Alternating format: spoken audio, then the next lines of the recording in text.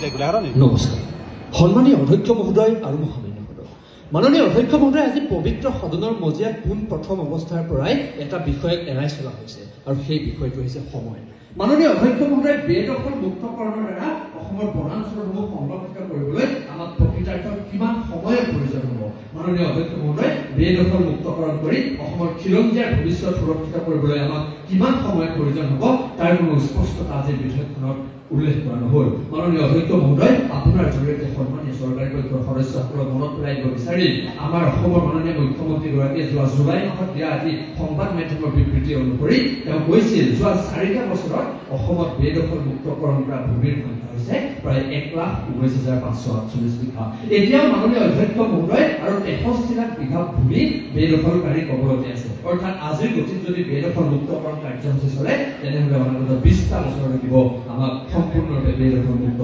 অসম পাবলৈ তেনে প্ৰেক্ষাপটত মাননীয় অধ্যক্ষ মহোদয় আজিৰ বিধেয়কখন কিমান সময় উপযোগী হৈছে সেই তাকে লৈ উত্থাপন হৈছে এটা বৃহৎ প্ৰশ্ন আৰু সেই প্ৰশ্নৰ কোনো সদুত্তৰ বিচাৰি নাপালো বাবেই বিৰোধিতা কৰিবলৈ বাধ্য হলো সদনত উত্থাপন হোৱা বিধেয়কখন গ্ৰহণ কৰিলে সন্মানীয় বিৰোধী পক্ষৰ আসন মাননীয় অধ্যক্ষ মহোদয় বেদখল মুক্তকৰণ আৰু বনাঞ্চল সংৰক্ষণ দুইটা বিষয়ে সম্পৰ্কিত হলেও দুটা বিষয়ৰ মাজত কোনো পোনপটীয়া আন্তঃ সম্পৰ্ক নাই অৰ্থাৎ বেদখল মুক্তকৰণ হলেই যে এখন বনাঞ্চল সংৰক্ষণ হ'ব তাৰ কোনো বাস্তৱিক ভিত্তি বাস্তৱিক নজিৰ আমাৰ মাজত নাই মাননীয় অধ্যক্ষ মহোদয় বেদখলকাৰী কবলত কৰাৰ বাবে অসমত হাতী বাঘ নোহোৱা হোৱা বুলি কোৱা সন্মানীয় চৰকাৰী পক্ষৰ দলপতিগৰাকীক আপোনাৰ জৰিয়তে মনত পেলাই দিব বিচাৰি যি সময়ত আমাৰ ভাৰতবৰ্ষৰ বাঘৰ সংখ্যা হ্ৰাস পাইছিল সেই সময়ত মাননীয় অধ্যক্ষ মহোদয় অসমৰ মানৱ ৰাষ্ট্ৰীয় উদ্যানকে প্ৰমুখ কৰি ভাৰতৰ আন ৰাষ্ট্ৰীয় বহুৰাষ্ট্ৰীয় উদ্যানত সুকীয়াকৈ বাঘক সুৰক্ষা প্ৰদান কৰিবৰ কাৰণে সুকীয়াকৈ ব্যাঘ্ৰ প্ৰকল্প নিৰ্মাণ কৰা হৈছিল তেনে প্ৰেক্ষাপটত মাননীয় অধ্যক্ষ মহোদয় বনাঞ্চলৰ লগত জড়িত থকা এনেধৰণৰ যি সমস্যা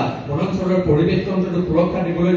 দৰকাৰ হোৱা এনেধৰণৰ যি সমস্যা এই সমস্যাসমূহ নাইকিয়া কৰিবলৈ বেদখল মুক্তকৰণ কেনেদৰে সফল হ'ব এই কথা সন্মানীয় চৰকাৰী পক্ষৰ সদস্যসকলে আমাক স্পষ্ট কৰি দিয়া উচিত মাননীয় অধ্যক্ষ মহোদয় বেদখল মুক্তকৰণ কাৰ্যসূচী চলি আছে কিন্তু আমি লক্ষ্য কৰিব লাগিব কোনখিনি স্থানত অগ্ৰাধিকাৰ দি আজিৰ তাৰিখত বেদখল মুক্তকৰণ চলিছে মাননীয় অধ্যক্ষ মহোদয় শেহতীয়াকৈ যেনে কোকৰাঝাৰৰ 3,400 বিঘা মাটি বেদখল মুক্তকৰণ কৰি বহিৰাগত বণিক গোষ্ঠীত গতাই দিবলৈ যোজা চলাইছিল তেতিয়া তাৰ ৰাইজে প্ৰতিবাদ সাব্যস্ত কৰিছিল আৰু সেই কাৰ্য হোৱাত বাধা প্ৰদান কৰিছিল তাৰ পৰৱৰ্তী সময়ত মাননীয় অধ্যক্ষ মহোদয় অসম চৰকাৰে চাপৰ অঞ্চলত 3,500 বিঘা ভূমি বেদখল মুক্ত কৰিলে আৰু আস্ফালন কৰিলে সেয়া খিলঞ্জীয়া ভূমি তাত খিলঞ্জীয়াসকলক বসতি স্থাপন কৰিবলৈ দিয়া হ'ব কিন্তু অতি দুখৰ আৰু পৰিতাপৰ কথা এই যে মাননীয় অধ্যক্ষ মহোদয় সেই যি চাপৰৰ 3,500 বিঘা মাটি সেই মাটি কোনো খিলঞ্জীয়া ঘৰ সাজি দিবলৈ বেদখল মুক্ত কৰা হোৱা নাছিল বৰঞ্চ বহিৰাগত বণিক গোষ্ঠীক তাত তাপ বিদ্যুৎ প্ৰকল্প নিৰ্মাণৰ বাবেহে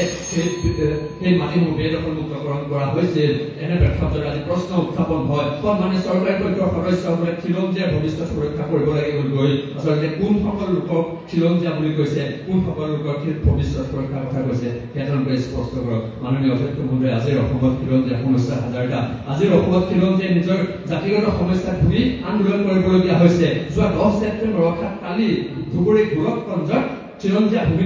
ভূমিপুত্ৰ কোচ ৰাজবংশীসকলে নিজৰ জনজাতিকৰণৰ প্ৰতিবাদ সাব্যস্ত কৰি আৰক্ষীৰ অত্যাচাৰ বলি হ'বলগীয়া হৈছে মাননীয় অধ্যক্ষ মহোদয় আজিৰ অসমত খিলঞ্জীয়া ভূমিপুত্ৰসকলে নিজৰ ভাষাগত সমস্যাৰ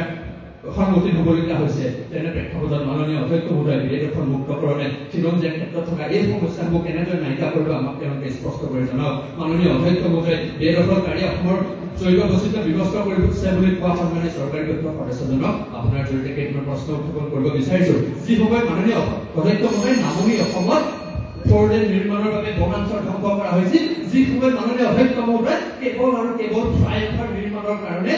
ৰবীন্দ্ৰ ভৱনৰ আগত থকা গছ কেইজোপা কাটি চাৰখাৰ কৰি পেলোৱা হৈছিল যি সময়ত মাননীয় অধ্যক্ষ মহোদয় কেৱল অৰ্থনৈতিক মুনাফা আদায়ৰ বাবে বনাঞ্চলসমূহ বেদখল মুক্ত কৰি বহিৰাগত কোম্পানীৰ গতাই দিয়াৰ যোজনা কৰা হৈছিল তেতিয়া তেওঁলোকে কিয়খন মাত মতা নাছিল সেয়া আমাক স্পষ্ট কৰক অন্যথা আমি ভাবিবলৈ বাধ্য হওঁ মাননীয় অধ্যক্ষ মহোদয় তেওঁলোকে বেদখল মুক্তকৰণৰ কথা কৈ ক'ব বিচাৰিছে তেওঁলোকে মাছ খাই ভাল পায় আৰু সেয়া বহিৰাগত গতাই দি অৰ্থনৈতিক মুনাফা আদায় কৰি তেওঁলোকে ক'ব বিচাৰিছে তেওঁলোকে যি খাই ভাল পায় ধন্যবাদ মাননীয় অধ্যক্ষ মহোদয় ধন্যবাদ মহামান্য